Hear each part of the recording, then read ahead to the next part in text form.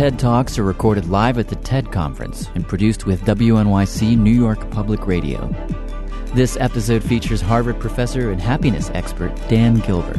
TED Talks are made possible through the support of BMW, where ideas are everything. Here's Dan Gilbert.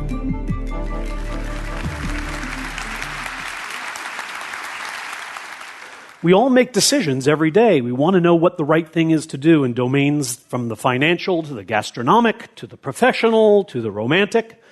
And surely if somebody could really tell us how to do exactly the right thing at all possible times, that would be a tremendous gift. It turns out that in fact the world was given this gift in 1738 by a Dutch polymath named Daniel Bernoulli.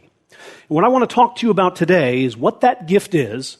And I also want to explain to you why it is that it hasn't made a damn bit of difference. The simple English translation, much less precise, but it captures the gist of what Bernoulli had to say, was this. The expected value of any of our actions, that is, the goodness that we can count on getting, is the product of two simple things. The odds that this action will allow us to gain something, and the value of that gain to us. In a sense, what Bernoulli was saying is if we can estimate and multiply these two things, we will always know precisely how we should behave. People are horrible at estimating both of these things, and that's what I want to talk to you about today. There are two kinds of errors people make when trying to decide what the right thing is to do, and those are errors in estimating the odds that they're going to succeed and errors in estimating the value of their own success. Now let me talk about the first one first. Calculating odds would seem to be something rather easy. There are 6 sides to a die, 2 sides to a coin, 52 cards in a deck. You all know what the likelihood is of pulling the ace of spades or of flipping a heads. But as it turns out, this is not a very easy idea to apply in everyday life. That's why Americans spend more, I should say, lose more gambling than on all other forms of entertainment combined. The reason is, this isn't how people do odds. The way people figure odds requires that we first talk a bit about pigs. Now, the question I'm going to put to you is whether you think there are more dogs or pigs on leashes observed in any particular day in Oxford. And of course, you all know that the answer is dogs. And the way you know that the answer is dogs is you quickly reviewed in memory the times you've seen dogs and pigs on leashes. It was very easy to remember seeing dogs, not so easy to remember pigs. And each one of you assumed that if dogs on leashes came more quickly to your mind, then dogs on leashes are more probable. That's not a bad rule of thumb, except when it is. So, for example, here's a word puzzle. Are there more 4-letter English words with R in the third place or R in the first place? Well, you check memory very briefly, make a quick scan, and it's awfully easy to say to yourself, ring, rang, rung, and very hard to say to yourself, bear, park. They come more slowly. But in fact, there are many more words in the English language with R in the third than the first place. The reason words with R in the third place come slowly to your mind isn't because they're improbable, unlikely, or infrequent. It's because the mind recalls words by their first letter. You kind of shout out the sound, and the word comes. It's like the dictionary. It's hard to look things up by the third letter. So this is an example of how this idea that the quickness with which things come to mind can give you a sense of their probability, how this idea can lead you astray.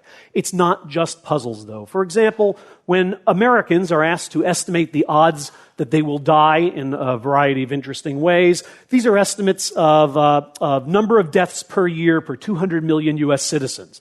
And these are just ordinary people who are asked to guess how many people die from tornado, fireworks, asthma, drowning, etc. Compare these to the actual numbers. Now you see a very interesting pattern here, which is, first of all, two things are vastly overestimated, namely tornadoes and fireworks. Two things are vastly underestimated, dying by drowning and dying by asthma. Why? When was the last time you picked up a newspaper and the headline was, "Boy dies of asthma"? It's not interesting because it's so common. It's very easy for all of us to bring to mind instances of news stories or newsreels where we've seen tornadoes devastating cities, or some poor schmuck who's blown his hands off with a firework on the 4th of July. Drownings and asthma deaths don't get much coverage. They don't come quickly to mind, and as a result, we vastly underestimate them. Now, estimating odds, as difficult as it may seem, is a piece of cake compared to trying to estimate value. Trying to say what something is worth, how much we'll enjoy it, how much pleasure it will give us. How much is this Big Mac worth? Is it worth $25? Most of you have the intuition that it's not. You wouldn't pay that for it. But in fact, to decide whether a Big Mac is worth $25 requires that you ask one and only one question, which is, what else can I do with $25? If you've ever gotten on one of those long-haul flights to Australia and realized that they're not going to serve you any food, but somebody in the row in front of you has just opened the McDonald's bag and the smell of Golden Arches is wafting over the seat, you think, I can't do anything else with this $25 for 16 hours. I can't even set it on fire. They took my cigarette lighter. Suddenly, $25 for a Big Mac might be a good deal. On the other hand, if you're visiting an underdeveloped country and $25 buys you a gourmet meal, it's exorbitant for a Big Mac. Why were you all sure that the answer to the question was no before I'd even told you anything about the context? Because most of you compared the price of this Big Mac to the price you're used to paying. Rather than asking, what else can I do with my money, comparing this investment to other possible investments, you compared to the past. And this is a systematic error people make. What you knew was you paid $3 in the past, $25 is outrageous.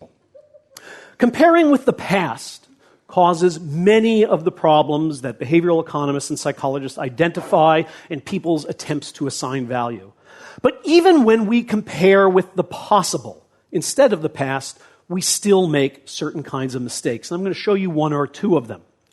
One of the things we know about comparison, that when we compare one thing to the other, it changes its value. So in 1992, this fellow, George Bush, for those of us who were kind of on the liberal side of the political spectrum, didn't seem like such a great guy. Suddenly, we're almost longing for him to return. The comparison changes how we evaluate him. Now, retailers knew this long before anybody else did, of course, and they used this wisdom to help you spare you the undue burden of money. And so a retailer, if you were to go into a wine shop and you had to buy a bottle of wine and you see them here for $8, $27, and $33, what would you do? Most people don't want the most expensive, they don't want the least expensive, so they will opt for the item in the middle. If you're a smart retailer, then you will put a very expensive item that nobody will ever buy on the shelf because suddenly the $33 wine doesn't look as expensive in comparison. So I'm telling you something you already knew, namely that comparison changes the value of things. Here's why that's a problem. The problem is that when you get that $33 bottle of wine home, it won't matter what it used to be sitting on the shelf next to. The comparisons we make when we are appraising value, when we are praising value, when we're trying to estimate how much we'll like things, are not the same comparisons we'll be making when we consume them. This problem of shifting comparisons can bedevil our attempts to make rational decisions. So here's a question.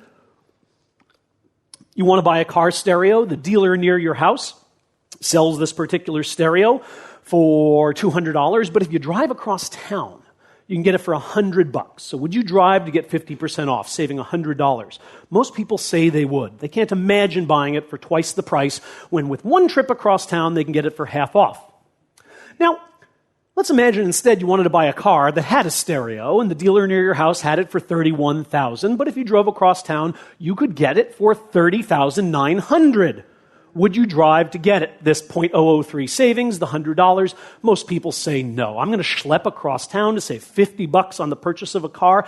This kind of thinking drives economists crazy, and it should.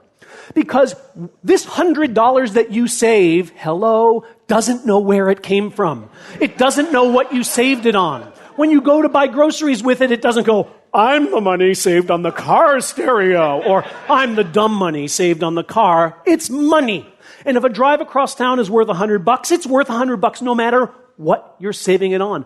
You can see this is the problem of shifting comparisons, because what you're doing is you're comparing the $100 to the purchase that you're making. But when you go to spend that money, you won't be making that comparison. Well, the question with which I'd like to end is this. If we're so damn stupid, how did we get to the moon? Because I could go on for about 2 hours with evidence of people's inability to estimate odds and inability to estimate value. The answer to this question, I think, is an answer you've already heard, and I dare say you will hear again, namely that our brains were evolved for a very different world than the one in which we are living. They were evolved for a world in which people lived in very small groups, rarely met anybody who was terribly different from themselves, had rather short lives in which there were few choices, and the highest priority was to eat and mate today. Bernoulli's gift, Bernoulli's little formula, allows us, it tells us how we should think in a world for which nature never designed us.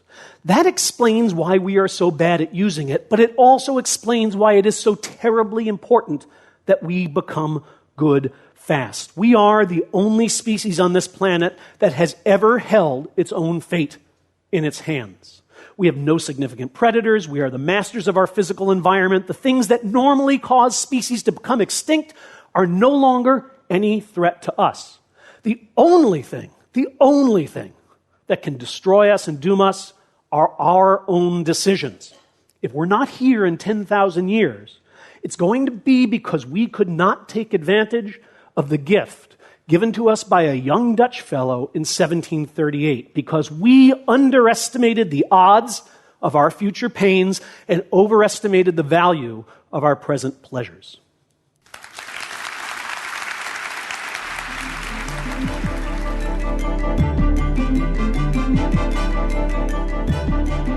That was Dan Gilbert, recorded at TED Global in Oxford, England, July 2005. TED Talks are produced by WNYC New York Public Radio for TED. TED Talks are made possible through the support of BMW, where ideas are everything. For more information on TED, visit TED.com.